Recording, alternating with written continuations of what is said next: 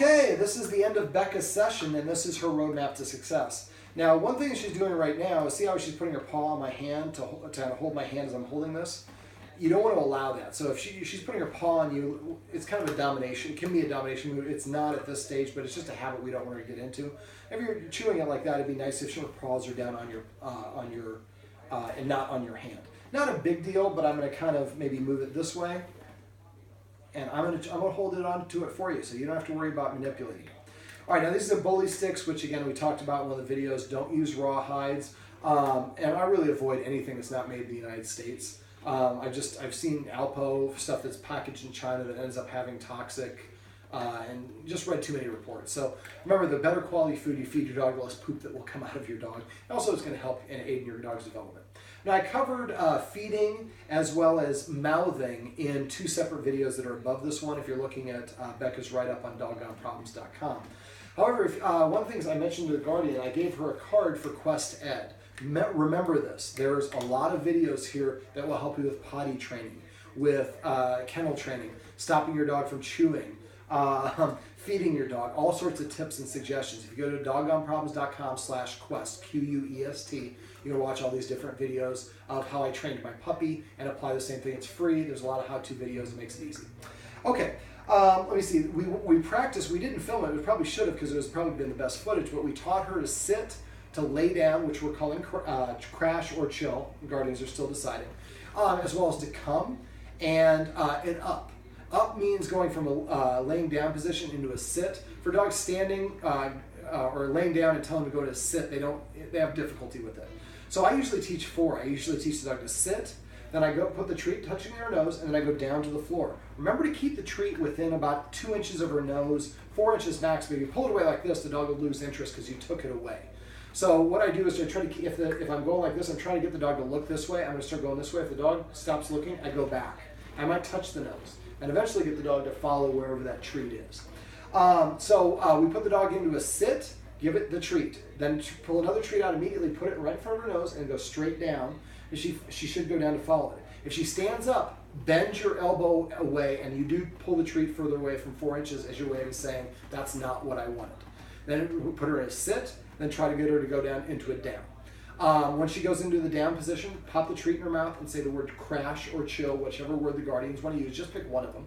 Also, when you give a treat, make sure you're giving the treat after it touches the dog's lips, not before. There's an actual chemical process that's going on in your dog's body that will actually make it more inclined to want to sit if they're getting the treat and then hearing the word slightly after the delivery of the treat. Let me see. And then once the dog is laying down in a crash, pull out another treat, put it against her nose, and then go slightly up. If it goes this far, come back down. Eventually she'll sit up. When she sits up, pop it in her mouth and say the words up. Or if you want to change it to a different word, you can. We'd also want to teach her how to drop things. So if she's got this item, and I hold a treat here, she drops the item. Well, I don't actually have a treat, so when you're doing this, make sure you have a high-value treat. I like the treat trainers. So I hold it here. Wait for her to drop the item. When she drops it, pop the treat in her mouth and say the word drop. Now, this is a higher value item. This is a bully stick. This is something I can ingest as a dog.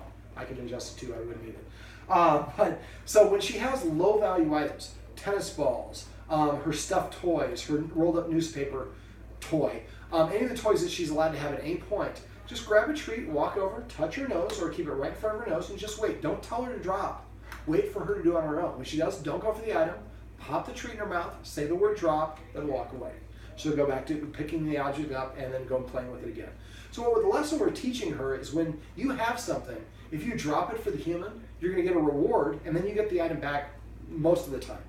Now, if she does have something she's not allowed to have, and you take after she drops it, you give her the treat, and then take the item away, make sure you give her a bully stick or something of equal value so she sees it as a trade. We don't want her to develop the perception that I have to defend stuff from other people. So this is why when you have something else you want to do for socialization is have some people come over to visit. She's a puppy. I mean, I would love to see the Guardians have one visitor come over every day until she's 5 months old. Now, that'll be probably hard to achieve, but you have neighbors, and she's a puppy. The more people and the variety of people that she meets, the more confident she will be for the rest of her life. So I mentioned the Guardians. You want to get her around little kids. She's like, oh, there's 2 little boys that live next door. that's great for 1 or 2 exposures. But if she just meets those 2 little boys, those 2 little boys are not representative of every other little boy out there. We want to get varying ages, heights, energy levels, volume levels, as well as skin tones. I get a lot of clients come up to me and they go, my dog is racist. Your dog is not racist, it just never met anyone with white color skin or dark color skin, and so they don't know how to process it. Just like we are when we're little kids, we're fearless. We don't know that we're going to get stung by a bee or break our leg if we jump off this thing, so we do things without thinking. Puppies, we want to take advantage of this when they have that sort of vibe and utilize it. So get her used to meeting people of all sorts of different races and sizes and colors and creeds and the whole 9 yards so that she's used to those people. Now, one of the things I like to do, she doesn't have all her immunization. So if your dog doesn't have its immunization, you need to airwalk it if it's places that other dogs have been to, like Petco, PetSmart, pet stores. If you go to a vet office, I'd be a little bit leery about having them touch or hold the dog because they're working with other dogs that might have an immunity to something that she's not immune to yet because she's not up to date on her shots. So we do something called airwalking. Some dogs get possessive of humans. So right now I'm holding on the bone and she's chewing it, so it's ours. If I let go, it's hers. If I hold onto it by myself, it's mine. Now if I pull and take things away from the dog over and over again, that's going to create a desire to hold on to things and to growl and nip and protect them. So that's why having the puppy playroom full of appropriate dog toys and feeding her out of treat dispensing toys helps her have a positive association. I don't want to chew on the carpet. I want to chew on these toys because they provide me with food. Now, a high value item like this, if we want to take it away, again, we have to practice. And a low value item like the treat, like the tennis balls or the squeakies or whatever, hold that treat until you walk over and just say drop, and she drops it, looking up, you expecting to get that treat. When she has that level of control for the drop, then you can usually get them to drop things like this as well, because if I can do it for a low value item, I'm more inclined not to do it for a high value item, but every time the humans approach, they make it better. Same sort of thing when you're airwalking her around. If you take her to a store or to a farmer's market and you're carrying her, carry a lot of treats with you. Somebody wants to pet her, I usually, until they have their shots, I ask them, hey, do you have a puppy? Or a dog? If they do, I make them wipe off their hands with hand sanitizer. Then I hand them a treat. So they come over, give your puppy a treat, then they pet your puppy. So this creates a positive association with the puppy of, hey, when people approach, I get these high value treats. Grabbing collars can be hard and can be tough for a lot of dogs. I'm reading a book where it's talking about how a lot of dogs develop a negative association. So when you're feeding her one of her meals, maybe grab her meal, go over and give her a treat, and then grab her collar. And let go of the collar, grab another piece of kibble, give it to her, grab the collar. Do it from different angles. Same sort of thing if you have guests or people come over. We want her to associate when I'm eating my food or someone grabs my collar, nothing bad's going to happen. I'm actually going to get a reward. I look forward to that sort of interaction. Now, puppies we need to mess with their ears, their lips, their paws, and their tail and their private areas. We don't mess with the private areas, but expose them, because when you go to the vet's office, they're going to need to look at those things. If that's the only time they experience that, then they're going to have a negative association with that. So every once in a while, when you're petting your dog and she's relaxed, just kind of go like this and look at her gums, and grab her paws, manipulate the digits, get her used to you holding on to and manipulating these things, lifting up her tail, looking at her rear end, flipping up her ears, investigating, because these are things your vet is going to do, and your vet will appreciate it if your dog has been desensitized and and is relaxed when those sort of things are going on. One thing I forgot to mention over with the Guardians that we'll go over now, the nails. A lot of dogs don't like getting their nails trimmed. Now, when you trim your dog's nails with clippers, it pinches. And if you get too close to the quick, which is the pink part, it can pinch, it can hurt. If you go too into the pink part, your dog will not want to let you trim their nails again. Don't chew your dog's nails. So when you're doing it, the point I wanted to make about this, and I'll go over a little tip on how to get your dog used to getting their paws trimmed, is if you let the nails get too long, they'll actually impact the growth of the bones in their puppy's feet, and it'll lead to early onset of arthritis. So you want to keep them very, very short, not too short.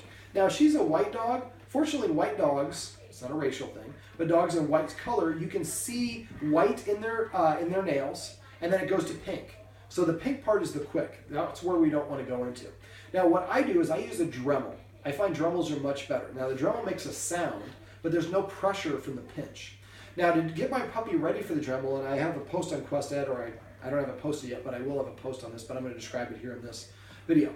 Go to Dremel.com. Don't get a cheap one at Walmart that you have to put batteries in. The one at Dremel.com, it has a lithium battery so you can charge it. Otherwise, you go through batteries like crazy. So you want to be trimming your dog's nails or dremeling them about every week. Don't go longer than a week. Otherwise, they get too long, and if you have a split nail, that can need to be amputated. That won't be for a while, but again, we don't want her bones to grow in a funky way.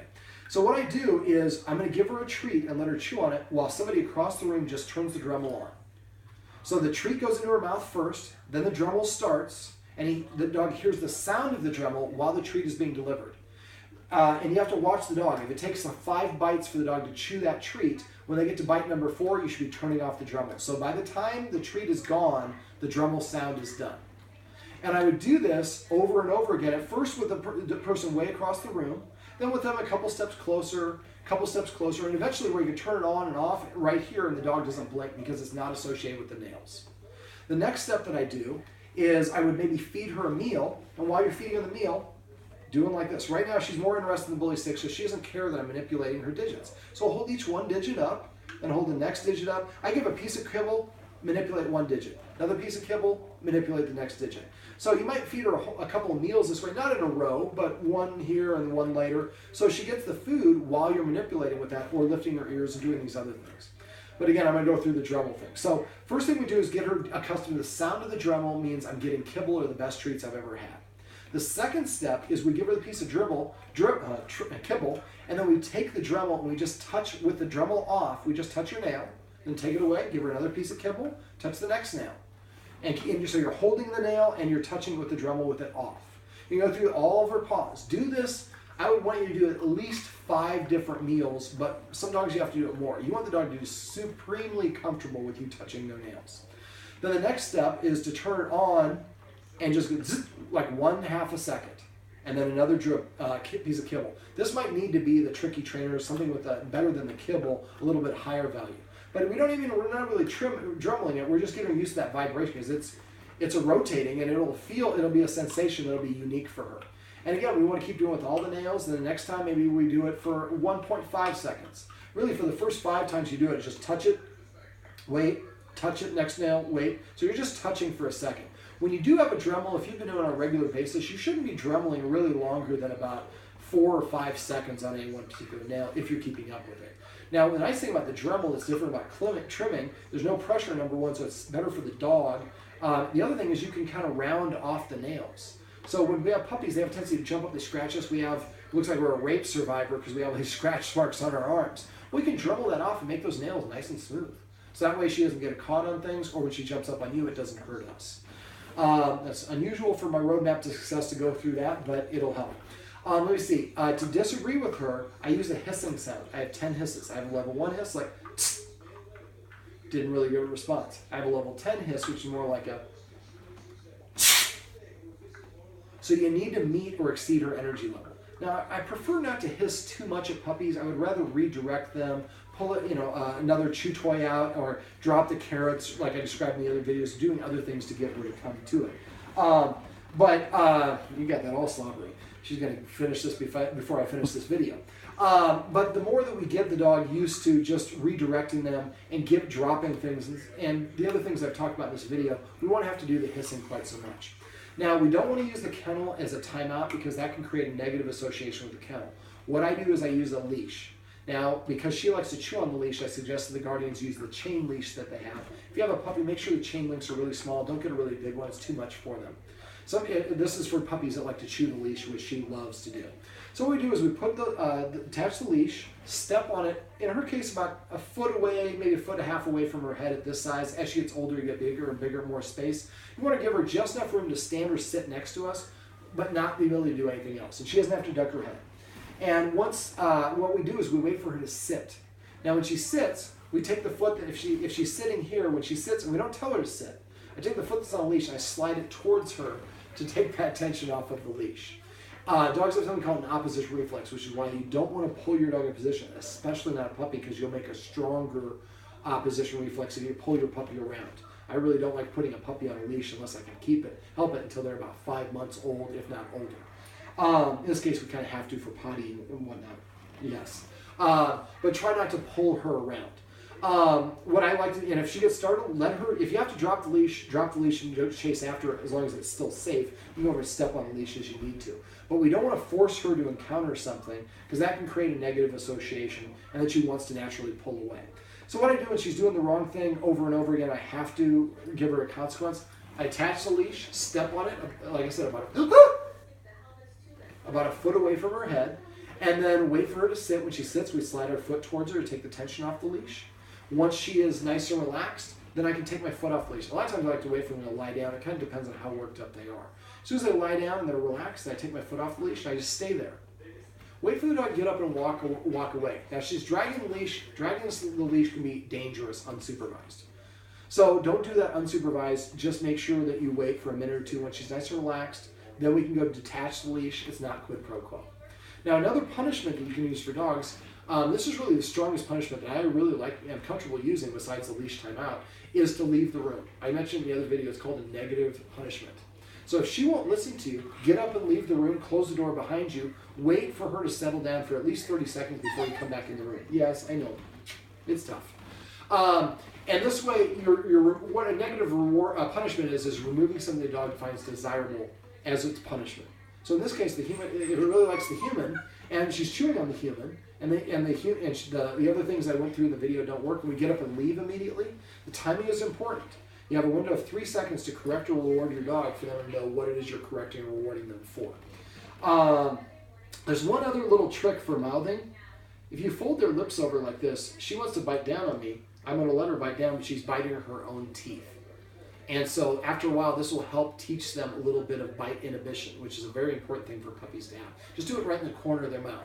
Some people will fold it over and push down. I don't like to do that. It's too aggressive for me. But it's a good way for them to, if they bite down too hard on your finger, they're hurting themselves. Now, pull toy is also a great thing to develop bite inhibition, a piece of rolled up rope. So we let her pull, but every once in a while, make her drop it using the drop command I talked about earlier. Don't let her get too worked up with the pulling. If you don't like her growling, sometimes they growl when they're excited when they're playing. It's not aggressive, but as soon as she starts growling, immediately let go of the rope and walk away. So she's like, as soon as I growl, the game ends.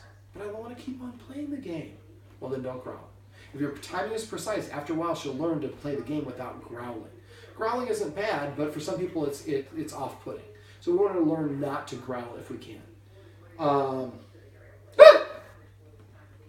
One of the guardians is going to have to work on his high pitch of his voice. He's like, which isn't going to get the same result for a dog.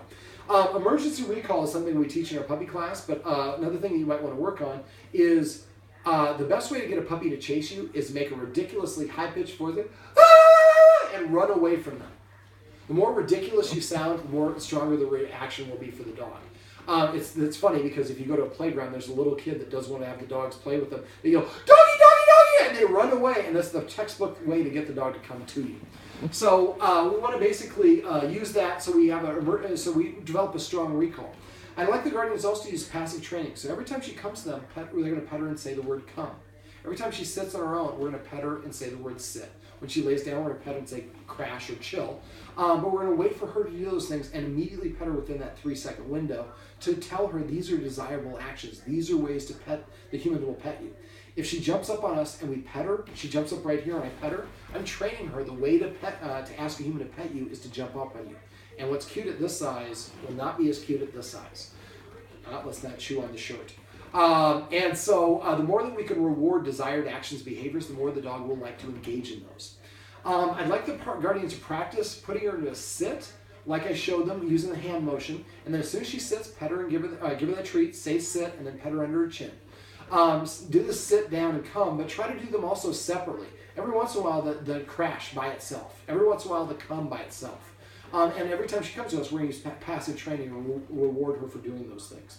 I had the video about food. Make sure you're feeding her not make sure, but try to feed her through dog toys, at least for a month or two to get her really into those toys. Also, resource guarding is something that's difficult for dogs to have. It's natural for them to want to defend their stuff. If we're in the wild and somebody comes from a different tribe and tries to take my meat, I'm going to be defensive about it because I need that for survival. Dogs in the wild need to do that. They don't need to do that when we're domesticated. So what we want to do is get her, when you're playing tug of war, you want to be able to get her to drop immediately. Get her to drop any of her toys immediately. When she has a high value item like the bully stick, again, get her to drop those and get used to dropping those when a human asks her to do that. That way, and then she gets a treat and she gets the item back again. So she doesn't feel like she needs to defend them, and it helps her with that. When you're out and about and people want to pet her, again, carry a lot of treats. And if they want to pet her, give a treat first. Trying to think if I'm forgetting anything else. I probably am, but again, if you go to Quest Ed, I've got all these videos and it'll be really helpful. There's a lot of tips and free puppy training tips and suggestions that'll help you develop a really well-behaved dog.